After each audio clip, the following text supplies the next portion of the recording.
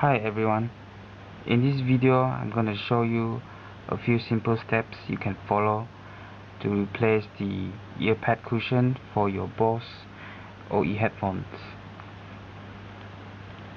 Okay, this is your BOSE OE headphones.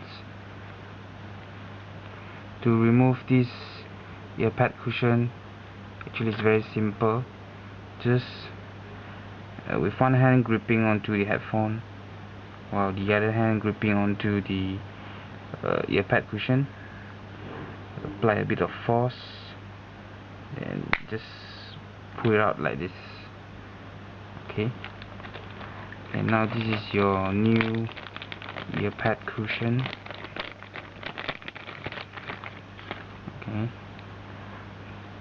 to attach it back, just make sure the position is right, where these two holes matches these two pins. Okay, these two pins to these two holes.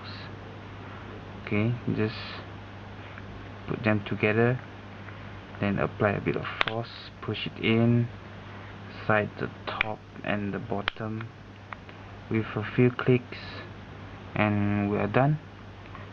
And we move on to the other side. Okay, follow the same steps. Okay, pull it off, then